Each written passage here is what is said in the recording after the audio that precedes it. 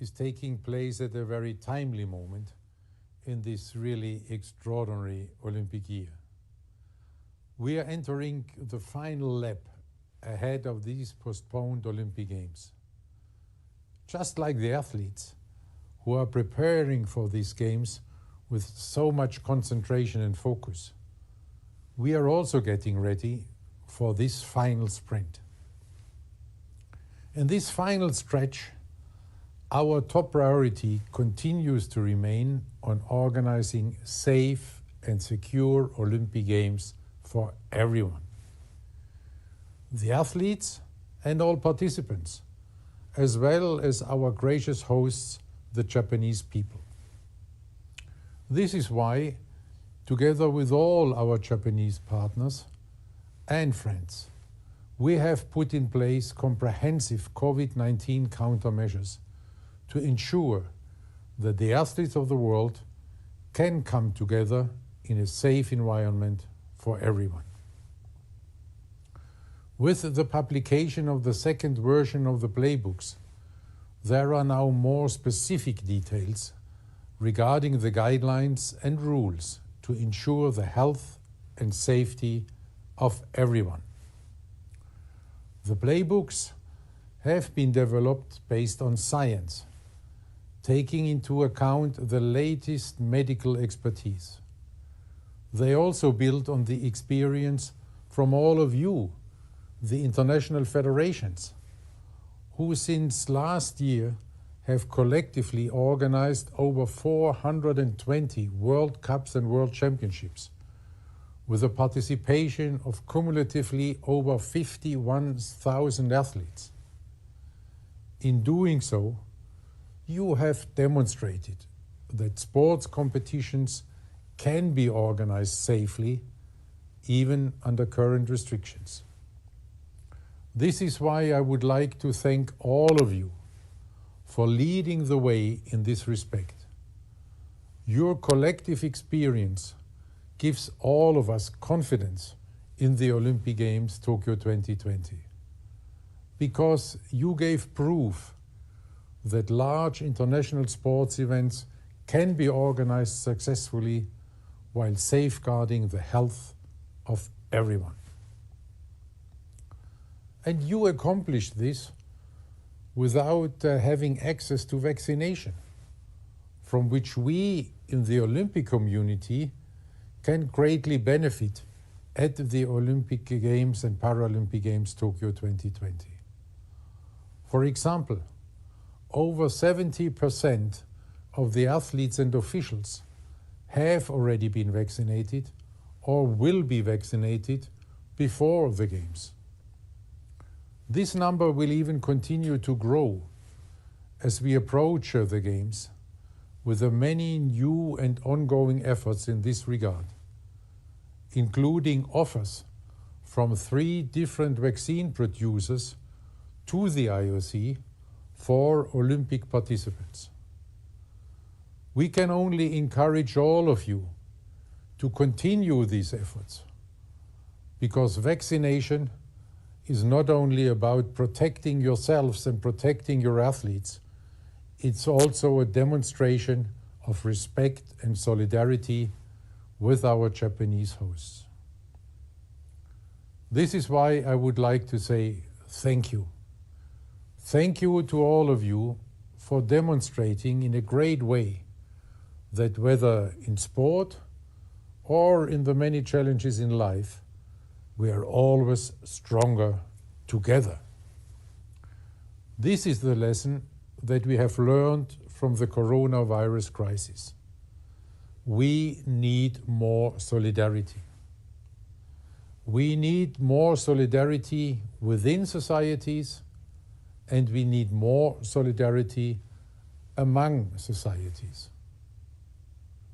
This lesson also applies to us.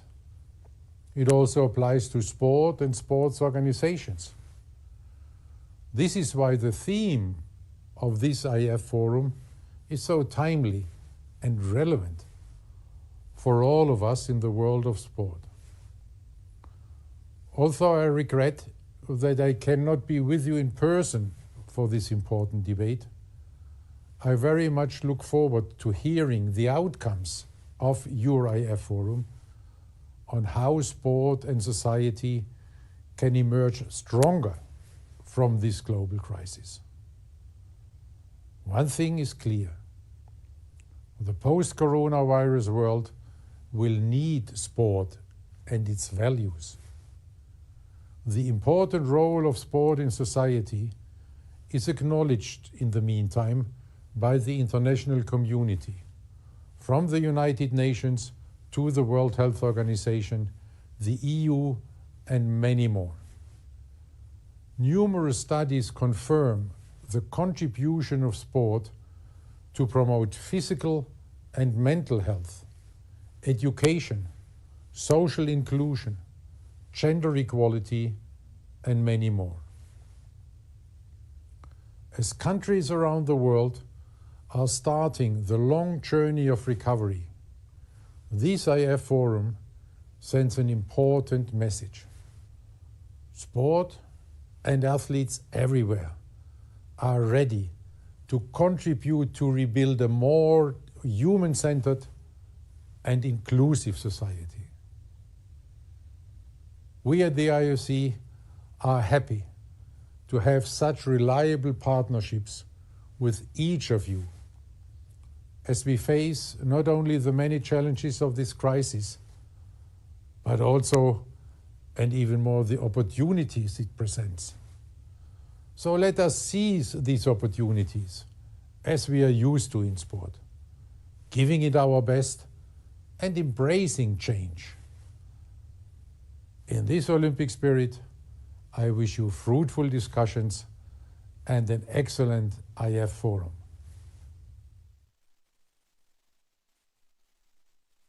And our thanks there to Thomas Bach, not least for recognizing the huge amount of effort being made by you, by the IFs, in terms of getting sport back on the map as part of our social makeup. I'd like to turn now to the president of Sport Accord and GAIF, Raphael Kiuli, to offer some of the expressions and views as to what this forum will bring us today. President Bach, esteemed colleagues, friends of sport, I'm delighted to welcome you to the IF Forum 2021. Last year, IF Forum was a groundbreaking occasion for us. The importance of enabling our movement together, albeit virtually, was clear to everyone who participated. In many ways, the pandemic has forced the world to stand still for long periods of time over the past year and a half. But as we all know, standstill is not an option for sport and for international federations. IFs have a responsibility to adapt and evolve to difficult circumstances, to protect the interest of their sport and explore new strategies for the benefit of current and future generations. And this is a responsibility that you have all taken forward with great energy. You have all provided opportunities for your athletes to compete in an incredibly complex environment while bringing incredible sports action to your fans worldwide. Of course, we must acknowledge that in many parts of the world, the situation with the pandemic is still extremely challenging. And the priority of Sport Accord, which organized this IF Forum, is always the safety and well-being of our delegates. That is why the decision was taken to keep the IF Forum in a fully virtual format this year, whilst bringing the event forward from its traditional autumn slot. But today, as we connect with each other from across the world, we can also recognize that the new normal is finally on the horizon.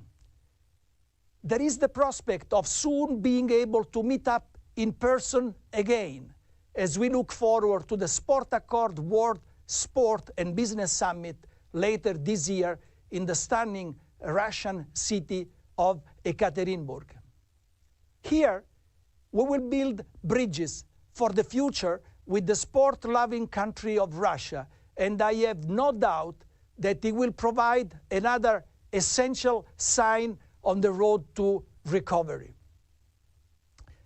And I would like to invite you to join us via this digital platform for the virtual launch celebration from around the world for Sport Accord 2021, where we will join our friends from the Russian Federation. This will take place immediately after the conclusions of today's IF Forum. Thanks to Raphael there. And I should just say that this is, as you'll see over the course of the next few hours, a massively enhanced virtual forum compared to just 6 months ago. And we can talk through some of the opportunities that the platform you have in front of us opens up to you in the hours ahead. Now, of course, the pandemic remains front and center, and we have been extremely fortunate already to have very close cooperation and guidance from the World Health Organization, who are with us again and will be leading some of the discussion about mass gatherings in one of our earlier sessions today. We also, though, have a special address, a keynote address for you from the man at the very helm of the WHO, and that is Tedros Adhanom Ghebreyesus.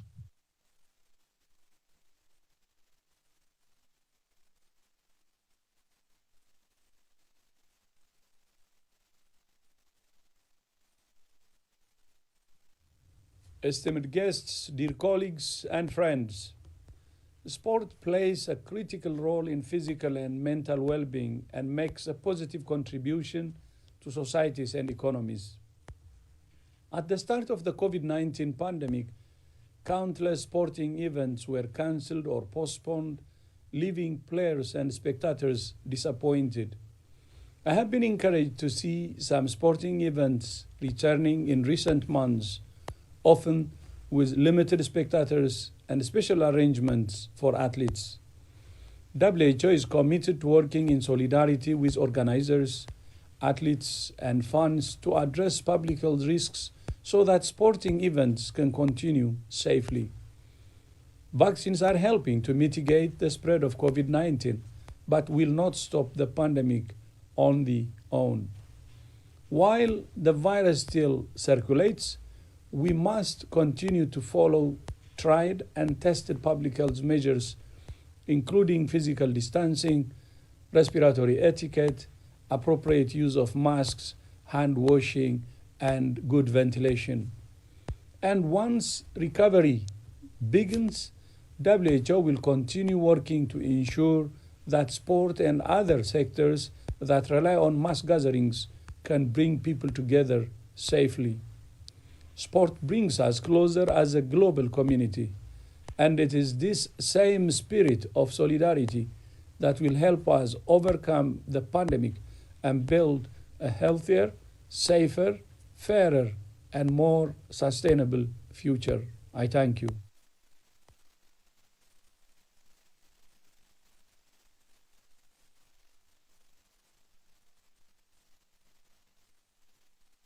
And our thanks there to Dr. Tedros as well for his contribution.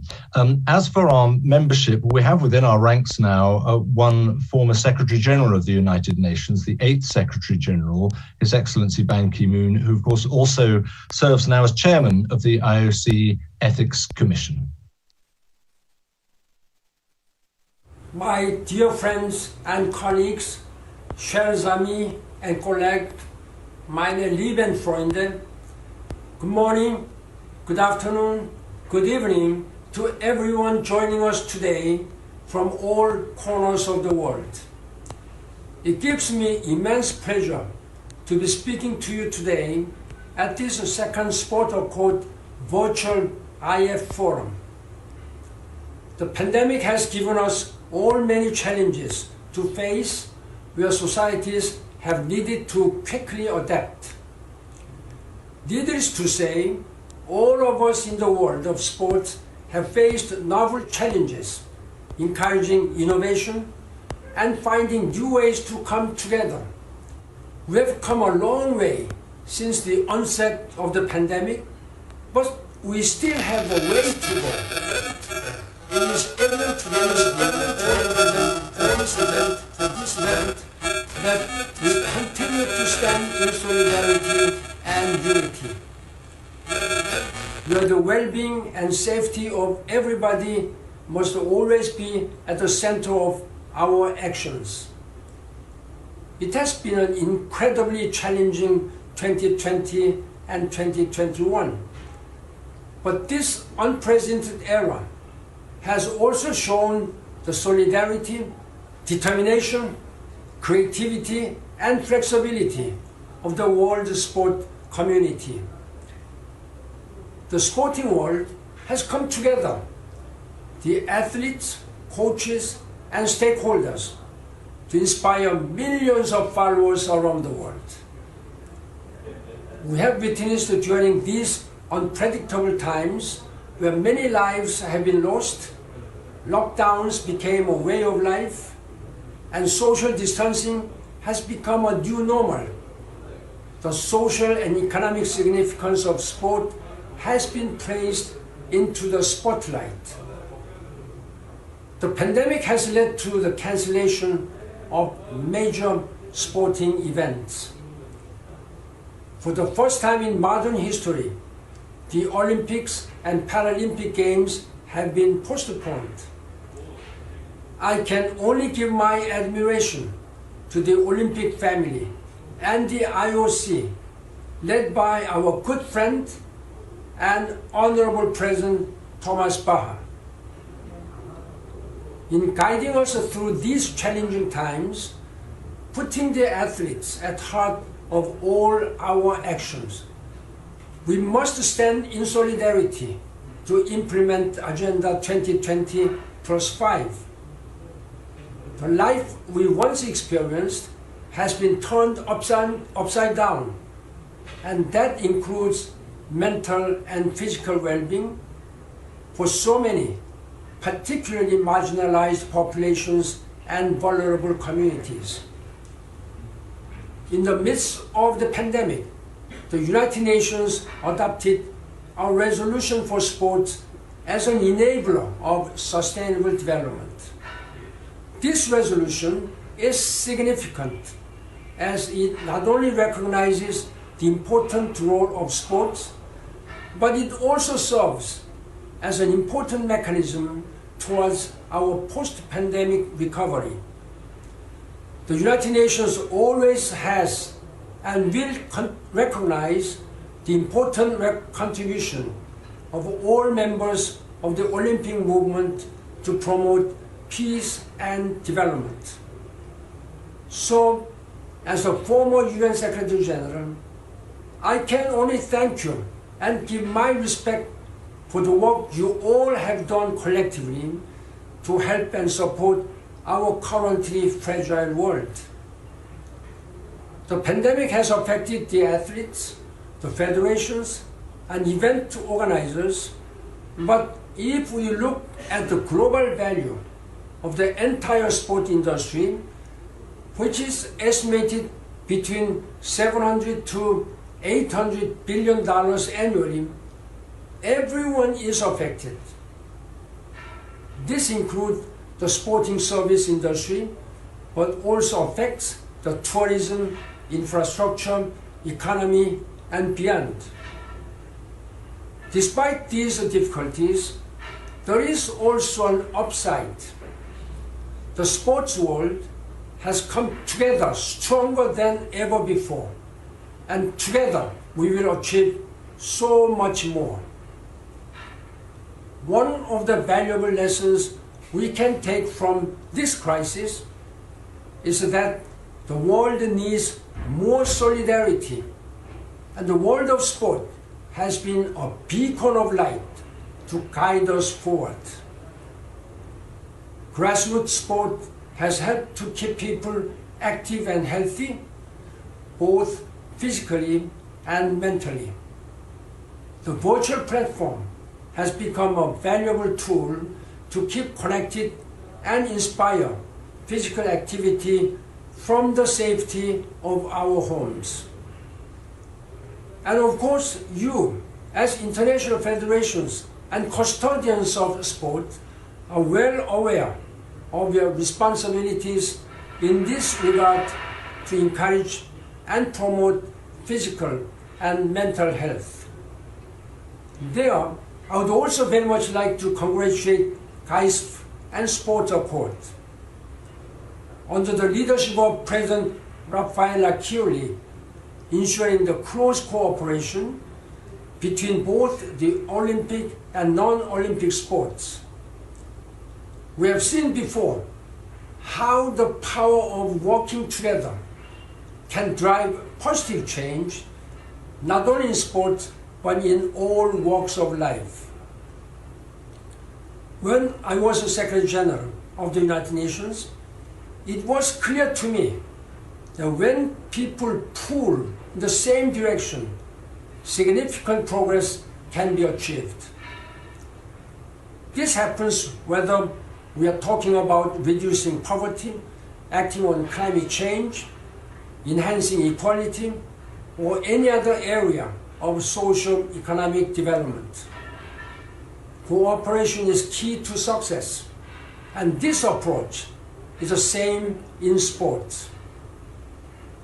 When I had the privilege of delivering the keynote address at Sports Accord 2 years ago in Gold Coast, Australia, I described Sport Accord as the United Nations of sports. With my own eyes, I could see the opportunity for influential figures who love sport and recognize the importance of sport to gather in the same place and collaborate on best practice strategies. The response to the pandemic from the international sport community has been simply incredible. Maybe also a reminder that often innovation is born out of necessity, and it may also have opened more eyes and ears to some of the world's challenges. For example, United Through Sports, which I had the honor to chair the opening at the 2019 Sport Accord Festival, together with President Bach, can be an effective means and of promoting mutual understanding and harmony among the world's people. I was again honored to do the same at the recent UTS World Virtual Youth Festival, which brought over 100 organizations together. Promoting inclusion, non-discrimination, and equality bring us all together with and for the youth of the world. There, I must thank my good friend Stefan Fox for his vision and energy. Dear friends, ladies and gentlemen, the topics on today's agenda illustrate the importance of the IF Forum as part of this collaborative approach. All of the issues under discussion today ultimately contribute towards sports development. And this is a priority. Positive change in sport should have an impact on everybody, from the role models at the summit to those just starting out on their sporting journey. There will be challenges ahead as the world tries to find its footing after such a challenging time. But sports should embrace this challenge. As international federations, we have all shown remarkable resilience in the face of adversity during this pandemic. I have no doubt that we will emerge from this crisis stronger. However, shaping this new era will require support from everybody in a spirit of collaboration. It is crucial that those who have the influence and the power to take positive changes in sport are at the heart of this approach. In November, Sport Accord in Ekaterinburg will provide a unique and timely platform to drive this momentum. It will be important to have as many influential people as possible join in person in the beautiful city of Ekaterinburg, strengthening connections so the world of sport can look to the future with optimism and in unity. In this regard, the theme of the Sport Accord Summit, a united approach to building bridges in the ever-expanding world of sport, is a direction we can all work towards. In closing, dear friends, ladies and gentlemen, I'd like to offer you my very best wishes and the best of health as you collectively take the next step on this journey today for what will be a fascinating virtual IF forum. Thank you, danke schön, merci beaucoup.